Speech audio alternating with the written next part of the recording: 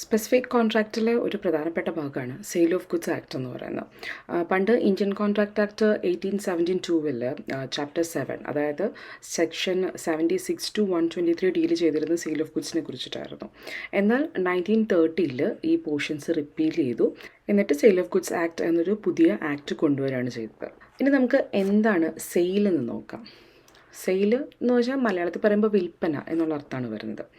ഇപ്പോൾ ഒരു car, furniture, dress, മുട്ട, അങ്ങനെ എന്ത് ടൈപ്പ് ഓഫ് മൂവബിൾ പ്രോപ്പർട്ടിയുടെ സെയിൽ ഓഫ് ഗുഡ്സ് ആക്റ്റിലാണ് ഡീൽ ചെയ്യുന്നത്.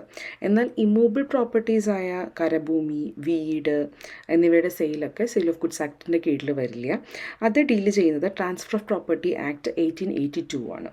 ഇനി സെയിൽ ഓഫ് ഗുഡ്സ് ആക്ട് നോക്കിയിട്ടുണ്ടെങ്കിൽ അതിനകത്ത് സെയിലിനെ കുറിച്ച് മാത്രമല്ല എഗ്രിമെൻറ്റ് ടു സെല്ലിനെ കുറിച്ചും പറയുന്നുണ്ട്. എന്താണ് എഗ്രിമെൻറ്റ് ടു സെൽ എന്ന് നോക്കാം. ഇപ്പം ഞാൻ മാർക്കറ്റിൽ ചെന്ന് ഒരു കടക്കാരൻ്റെ കയ്യിൽ നിന്ന് കാശ് കൊടുത്ത് 10 മുട്ട വാങ്ങിക്കുന്നു. അതായത് അപ്പം തന്നെ കാശ് കൊടുക്കുന്നു, അപ്പം തന്നെ മുട്ട കിട്ടുന്നു. അത് സെയിലാണ്. എന്നാൽ എനിക്ക് അടുത്ത മാസം ഒരു 500 മുട്ട വേണം, ഞാനത് കടക്കാരനോട് പറഞ്ഞ് തീരുമാനമാക്കുകയാണ്. അത് എഗ്രിമെൻറ്റ് ടു സെല്ലാണ്. ഭാവിയിൽ ഫ്യൂച്ചറിൽ നടക്കാൻ പോകുന്ന ഒരു സെയിലിന് തീരുമാനമാക്കുന്നതിനെയാണ് നമ്മൾ എഗ്രിമെൻറ്റ് ടു സെൽ എന്ന് പറയുന്നത്. Section 4 clause 1 of sale of goods act എന്താണ് contract of sale of good എന്ന് പറയുന്നുണ്ട്. It says that contract whereby the seller transfer or agree to transfer the property in goods to the buyer for a price. അതായത് seller and buyer തമ്മിലുള്ള കോൺട്രാക്റ്റാണ് sale of goods. ഈ കോൺട്രാക്റ്റിൽ എന്താണ് സംഭവിക്കുന്നത്? Seller ബയറിന് goods transfer ചെയ്യുന്നു, അല്ലെങ്കിൽ ഭാവിയിൽ transfer ചെയ്യാമെന്ന് എഗ്രി ചെയ്യുന്നു. പകരം ഈ ഗുഡ്സിന് ബയർ ഒരു പ്രൈസ്, ഒരു വില കൊടുക്കാം എന്നും പറയുന്നു. ഇതാണ് contract of sale of goods എന്ന് പറഞ്ഞിട്ടുണ്ടെങ്കിൽ. ഇനി ഡെഫിനിഷൻ പ്രകാരം എന്തൊക്കെയാണ് essential element of A valid contract of sale of goods എന്ന് നോക്കാം. ഫസ്റ്റ് വൺ പറയുന്ന അറ്റ്ലീസ്റ്റ് 2 പാർട്ടീസ് ഉണ്ടായിരിക്കണം. അതായത് ഒരു ബയറും ഒരു സെല്ലറും മസ്റ്റായിട്ട് ഉണ്ടാവണം. സെക്കൻഡ് വൺ പറയുന്നത് ഈ കോൺട്രാക്റ്റിൻ്റെ സബ്ജക്റ്റ് മാറ്റർ എന്ന് പറയുന്നത് മൂവബിൾ ഗുഡ്സ് ആയിരിക്കണം. ദെൻ തേർഡ് വൺ മണി കൺസിഡറേഷൻ ഉണ്ടായിരിക്കണം. അതായത് ഗുഡ്സിൻ്റെ പ്രതിഫലം മണി തന്നെ ആയിരിക്കണം. നാലാമത്തത് ഗുഡ്സ് സെല്ലറിൽ നിന്നും ബയ്യറിലേക്ക് ട്രാൻസ്ഫർ ചെയ്യപ്പെട്ടിരിക്കണം. അഞ്ചാമത് പറയുന്ന സെയിൽ ഓഫ് ഗുഡ്സ് ആബ്സല്യൂട്ട് ആവാം, അല്ലെങ്കിൽ എന്തെങ്കിലും ഒരു കണ്ടീഷനെ ബേസ് ചെയ്തിട്ടും ആവാം. ആറാമത് പറയുന്നത് പിന്നെ ഒരു നോർമൽ വാലിഡ് കോൺട്രാക്റ്റിന് വേണ്ട എല്ലാ എലമെൻസും കോൺട്രാക്ട് ഓഫ് സെയിലിലും ഉണ്ടാകണം, like offer, acceptance, consideration etcetera. ഇനി ഈ പറയുന്ന എസെൻഷ്യൽസിൽ ബയലാട്രൽ കോൺട്രാക്റ്റ്, അതുപോലെ മണി കൺസിഡറേഷൻ, അതുപോലെ ഗുഡ്സ്, ഇത്രയും സംഭവങ്ങൾ എന്താണെന്ന് കുറച്ചുകൂടെ എക്സ്പ്ലെയിൻ ചെയ്ത് പറയേണ്ടതുണ്ട്. അപ്പോൾ അതെന്തൊക്കെയാണെന്ന് നോക്കാം. ഫസ്റ്റ് വൺ പറയുന്ന bilateral contract. Sale of goods എപ്പോഴും ബയലാട്രൽ കോൺട്രാക്റ്റ് എന്നാണ് വിളിക്കുന്നത്. ബിക്കോസ് ഇവിടെ ഗുഡ്സിൻ്റെ ഓണർഷിപ്പ് ഒരു പാർട്ടിയിൽ നിന്ന് മറ്റൊരു പാർട്ടിയിലേക്കാണ് പോകുന്നത്. സോ ബയലാട്രൽ കോൺട്രാക്റ്റിൽ seller and buyer must be different person. ഇനി എന്താണ് മണി കൺസിഡറേഷൻ എന്ന് നോക്കാം. Section 2 clause 10 of sale of goods ആക്റ്റിൽ പറയുന്നുണ്ട് consideration for sale of goods is called price എന്ന്. അതായത് കോൺട്രാക്ട് ഓഫ് സെയിൽ ഓഫ് ഗുഡ്സിൽ ഗുഡ്സിൻ്റെ കൺസിഡറേഷൻ ഓർ പ്രതിഫലം എന്ന് പറയുന്നത് മണി ആയിരിക്കണം. അപ്പോൾ ഗുഡ്സിന് പകരം മറ്റൊരു ഗുഡ്സാണ് കൊടുക്കുന്നതെന്നുണ്ടെങ്കിൽ നമ്മൾ ബാറ്റർ സിസ്റ്റം അറിയാം, ബാറ്റർ സിസ്റ്റം പോലെ ഇരിക്കും അത്. അതല്ലാതെ അതിനൊരു സെയിൽ ഓഫ് ഗുഡ്സ് നമുക്ക് പറയാൻ പറ്റില്ല. ഓൾട്രിഡ്ജ് വേഴ്സസ് ജോൺസൻ്റെ കേസിൽ പറയുന്നുണ്ട് കൺസിഡറേഷനായിട്ട് കുറച്ച് ഗുഡ്സും കുറച്ച് മണിയും കൊടുത്താൽ അതും സെയിലാണ്. കാരണം അവിടെ കുറച്ചെങ്കിലും ഒരു മണി വരുന്നുണ്ടല്ലോ, ഫുള്ള് ഗുഡ്സ് ആയിട്ടല്ലല്ലോ കൊടുക്കുന്നത്. അപ്പോൾ partially goods and partially price ആണെങ്കിൽ പോലും അത് സെയിൽ ഓഫ് ഗുഡ്സിൻ്റെ കീഴിൽ തന്നെ വരും. സെക്ഷൻ 2 ക്ലോസ് 7 എന്താണ് ഗുഡ്സ് എന്ന് ഡിഫൈൻ ചെയ്യുന്നുണ്ട്. അതിനകത്ത് ആദ്യമേ പറയുന്നുണ്ട് any kind of movable property is goods എന്ന്. പക്ഷേ actionable claims or money is not goods under this section. Actionable claims എന്ന് വെച്ചിട്ടുണ്ടെങ്കിൽ ഡെപ്റ്റ് claim, rent claim, insurance claim ഒക്കെയാണ് വരുന്നത്. ഈ ഡെഫിനിഷനിൽ കുറച്ച് സാധനങ്ങൾ ഗുഡ്സ് ആണെന്ന് എടുത്തു പറയുന്നുണ്ട്. അതായത് സ്റ്റോക്ക് ആൻഡ് ഷെയർസ് ആണ് അത് ഫസ്റ്റ് വൺ. സെക്കൻഡ് വൺ എന്ന് പറയുന്നത് growing crops, grass and things attach to or forming part of the land which are agreed to be severed before sale or under the contract of sale. അതായത് നമുക്ക് ഈ കോൺട്രാക്റ്റിൻ്റെ ടൈമിൽ നമുക്ക് പിഴുതു മാറ്റാൻ സാധിക്കുന്ന growing crops, grass, അല്ലെങ്കിൽ ഭൂമിയോട് ചേർന്ന് നിൽക്കുന്ന എന്ത് സാധനമാണെങ്കിലും അതെല്ലാം ഗുഡ്സ് ആയിട്ട് തന്നെയാണ് കണക്കാക്കുന്നത്. അതുകൊണ്ട് മരം, റോക്സ്, മണൽ, ഇതൊക്കെ ഗുഡ്സ് എന്നാണ് പറയുന്നത്. ഇതിനെല്ലാം നമുക്ക് ഭൂമിയിൽ നിന്ന് അടർത്തി മാറ്റിയെടുക്കാൻ പറ്റുന്ന സാധനങ്ങളാണല്ലോ, അതുകൊണ്ട് ഇതെല്ലാം ഗുഡ്സാണ്. അതുപോലെ തന്നെ ഈ ഗുഡ്സിൻ്റെ കീഴിൽ വരുന്ന മറ്റു കാര്യങ്ങളാണ് trade mark, patent rights, copy rights, electricity, water, gas, കോർട്ടിൽ നിന്നുള്ള ഡിഗ്രി, ഇതെല്ലാം ഗുഡ്സാണ്. ഇതിനോടൊപ്പം തന്നെ ഗുഡ് വില്ലും ഒരു ഗുഡ്സ് ആയിട്ടാണ് കൺസിഡർ ചെയ്യുന്നത്. ഗുഡ് വിൽ എന്ന് പറഞ്ഞിട്ടുണ്ടെങ്കിൽ ഒരു ബിസിനസ്സിൻ്റെയോ അല്ലെങ്കിൽ കടയുടെയോ പ്രശസ്തിയോ ജനപ്രീതിയോ അതിൻ്റെ മൂല്യത്തിനെയാണ് നമ്മൾ ഗുഡ് വിൽ എന്ന് പറയുന്നത്. അതുവരെ ഗുഡ്സ് ആയിട്ടാണ് ഈ സെക്ഷൻ 2 clause 7 കാണുന്നത്. ഇനി എന്താണ് contract of work and material എന്ന് നോക്കാം. ചില ടൈപ്പ് ഓഫ് കോൺട്രാക്റ്റിൽ സർവീസസ് മാത്രം കൊടുക്കുന്ന കോൺട്രാക്റ്റ്, അതായത് ആ കോൺട്രാക്റ്റ് ഫുൾഫിൽ ചെയ്യാൻ വേണ്ട ഗുഡ്സ് എല്ലാം പ്രൊവൈഡ് ചെയ്യുന്നത് ഒരാളായിരിക്കും. പക്ഷേ ഒരാൾ സർവീസ് മാത്രമായിരിക്കും കൊടുക്കുന്നത്. അങ്ങനെയുള്ളതിനെ നമുക്ക് ഒരു സെയിൽ ഓഫ് ഗുഡ്സ് ആക്ടിൻ്റെ കീഴിൽ ഡീൽ ചെയ്യാൻ പറ്റില്ല. പക്ഷേ സർവീസ് കൊടുക്കുന്നതിൻ്റെ ഒപ്പം ഗുഡ്സും പ്രൊവൈഡ് ചെയ്യുന്നുണ്ടെങ്കിൽ നമുക്കതിനെ contract of work and material എന്ന് പറയും. അത് സെയിൽ ഓഫ് ഗുഡ്സ് ആക്ടിൻ്റെ കീഴിൽ വരും. ഒരു എക്സാമ്പിൾ വെച്ചിട്ട് ഞാൻ സിമ്പിളായി പറഞ്ഞുതരാം. ഇപ്പം ഞാനൊരു വീട് വയ്ക്കാനായിട്ട് തീരുമാനിക്കുകയാണ്. അത് ഞാനൊരു കൺസ്ട്രക്ഷൻ കമ്പനീനെ ഏൽപ്പിക്കുന്നു. ഇവിടെ കമ്പനിയാണ് വീട് വയ്ക്കാൻ വേണ്ട മെറ്റീരിയൽസും സ്കിൽഫുൾ ലേബേഴ്സിനെയും എല്ലാം പ്രൊവൈഡ് ചെയ്യുന്നത്. അപ്പോൾ ഇത് ഒരു ഇവിടെ ഗുഡ്സും അതുപോലെ തന്നെ ലേബേഴ്സിനെ പ്രൊവൈഡ് ചെയ്യുക, അതൊരു സർവീസാണ്. ഇത് രണ്ടും ചെയ്യുന്നത് ഈ കൺസ്ട്രക്ഷൻ കമ്പനി ആയതുകൊണ്ട് ഇവിടെ ഒരു കോൺട്രാക്റ്റ് ഓഫ് വർക്ക് ആൻഡ് മെറ്റീരിയലാണ്. It's comes under sale of goods act. എന്നാൽ വീട് വയ്ക്കാനുള്ള മെറ്റീരിയൽസ് സപ്ലൈ ചെയ്യുന്നത് ഞാനാണ്.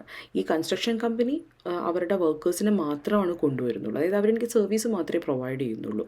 ഇതിനെ നമുക്ക് contract of work and material എന്ന് പറയാൻ പറ്റില്ല. It is contract of work and labour ആണ്. It's not comes under sale of goods act. Section 4 sale and agreement to സെല്ലിനെ കുറിച്ച് പറയുന്നത്.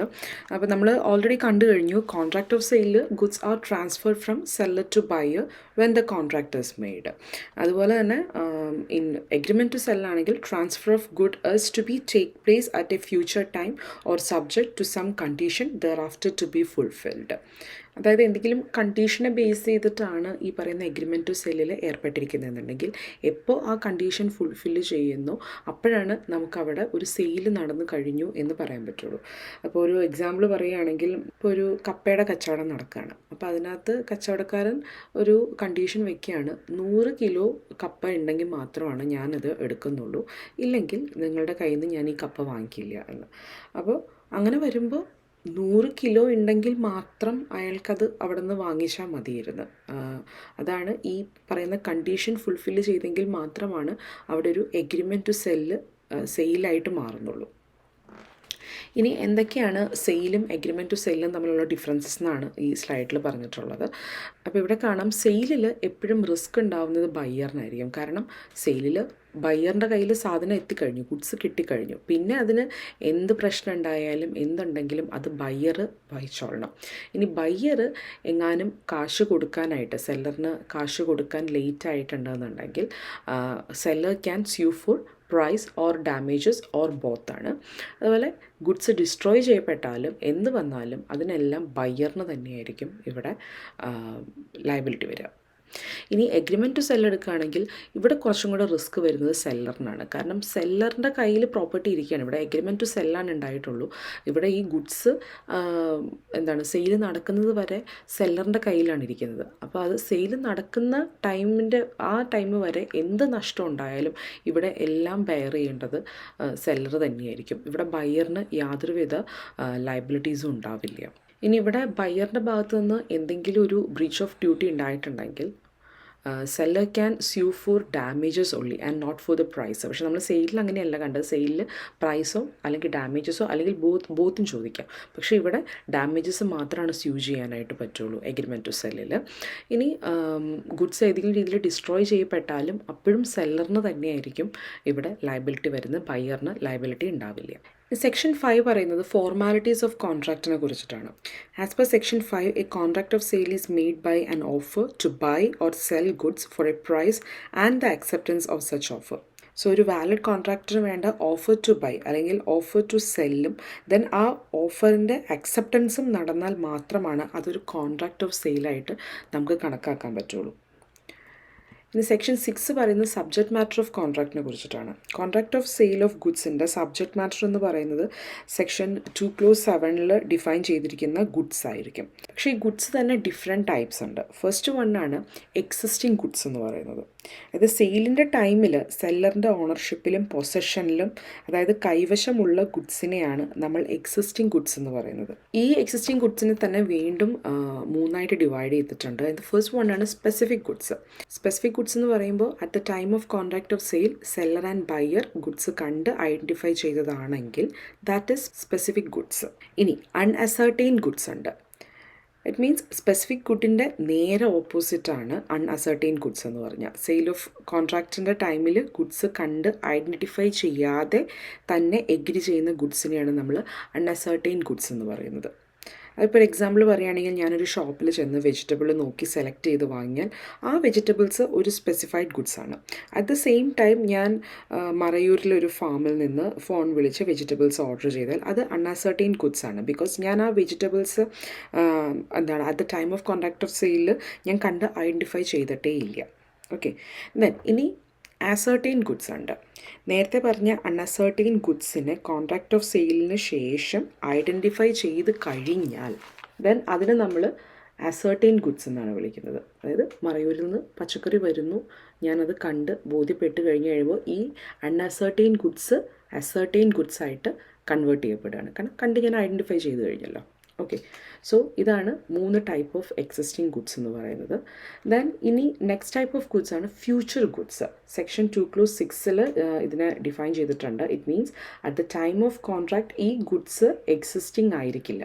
ഇപ്പോൾ ഒരു എക്സാമ്പിൾ പറയുകയാണെങ്കിൽ നമ്മളൊരു കർഷകൻ വെജിറ്റബിൾസിൻ്റെ വിത്ത് നട്ടപ്പോൾ തന്നെ ഇതിലുണ്ടാകുന്ന വെജിറ്റബിൾസ് എനിക്ക് വേണം എന്ന് പറയുന്നു.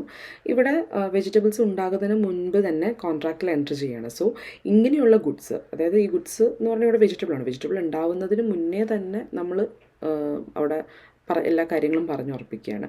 ഇങ്ങനെയുള്ള ഗുഡ്സിനെയാണ് നമ്മൾ ഫ്യൂച്ചർ ഗുഡ്സ് എന്ന് പറയുന്നത്.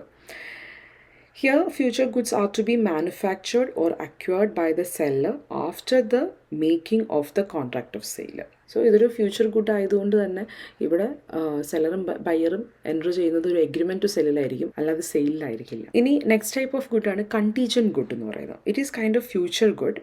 ഇത്തരത്തിലുള്ള ഗുഡ്സിൻ്റെ acquisition based on the happening or non happening of an unascertain event. ഇപ്പോൾ ഒരു എക്സാമ്പിൾ പറയുകയാണെങ്കിൽ ഒരു നെല്ല് കർഷകനോട് ബയർ പറയുകയാണ്, നെക്സ്റ്റ് 3 months നിങ്ങളുടെ പാഡി ഫീൽഡിൽ ഫ്ലഡ് ഉണ്ടായില്ലെങ്കിൽ ഈ വിളവ് ഞാൻ എടുത്തോളാം. ഇവിടെ ഫ്ലഡ് ഉണ്ടാകാതിരിക്കാം. അതൊരു അൺഅസർട്ടൈൻ ഇവൻറ്റ്സ് ആണല്ലോ, നമ്മുടെ കയ്യിൽ നിൽക്കുന്ന കാര്യമല്ലല്ലോ. ഇങ്ങനെയൊരു അൺഅസർട്ടൈൻ ഇവൻറ്റിനെ ബേസ് ചെയ്ത് വരുന്നതിനെയാണ് നമ്മൾ കണ്ടീജൻറ്റ് ഗുഡ് എന്ന് പറയുന്നത്. ഇനി സെക്ഷൻ 7 പറയുന്നത് goods perishing before making of contract. ഒരു സ്പെസിഫിക് ഗുഡിൻ്റെ കോൺട്രാക്റ്റ് ഓഫ് സെയിൽ നടക്കുന്നു. ഈ ടൈമിൽ without the knowledge of the സെല്ലറിൻ്റെ നോളജ് ഇല്ലാതെ ഈ ഗുഡ്സ് പെറിഷ്ഡായി അല്ലെങ്കിൽ നശിച്ചു പോവുകയാണ്. അതായത് യൂസ് ചെയ്യാൻ പറ്റാത്ത രീതിയിൽ ആയി പോകുന്നു. ഇങ്ങനെ സംഭവിച്ചാൽ ദാറ്റ് കോൺട്രാക്ട് ബിക്കംസ് വോയിഡ്. അതുപോലെ ഗുഡ്സ് നശിക്കുന്നത് before sale but after agreement to സെല്ലാണെങ്കിലും ഈ കോൺട്രാക്റ്റ് വോയിഡാണ് ആസ് പെർ സെക്ഷൻ 8. ഇനി സെക്ഷൻ 9 and 10 പറയുന്നത് അസർട്ടൈൻമെൻറ്റ് ഓഫ് പ്രൈസിനെ കുറിച്ചാണ്. എങ്ങനെയാണ് ഗുഡ്സിൻ്റെ പ്രൈസ് ഫിക്സ് ചെയ്യുന്നത്, അതാണ് ഈ സെക്ഷനിൽ പറയുന്നത്. Section 9 3 ways to fix price പറയുന്നുണ്ട്. അത് price may be fixed by the contract ആവാം, agree to be fixed in a manner provided by the contract. അതായത് ഫിക്സ് ചെയ്യുന്നതിന് ഒരു രീതി കോൺട്രാക്റ്റിൽ പറഞ്ഞിട്ടുണ്ടെങ്കിൽ ആ രീതിയിൽ ഫിക്സ് ചെയ്യാം. ദെൻ തേർഡ് വൺ പറയുന്നത് പാർട്ടീസിൻ്റെ കോഴ്സ് ഓഫ് ഡീലിങ്ങിനെ ബേസ് ചെയ്തിട്ടും പ്രൈസ് ഡിറ്റർമൈൻ ചെയ്യാൻ പറ്റും. ഇനി ഈ രീതിയിലൊന്നും ഫിക്സ് ചെയ്തില്ല എങ്കിൽ buyer is bound to pay to seller a reasonable price എന്നാണ് പറയുന്നത്. ഇനി എന്താണ് ഈ റീസണബിൾ പ്രൈസ് എന്ന് വെച്ചിട്ടുണ്ടെങ്കിൽ it's depend upon the facts and circumstances of that case.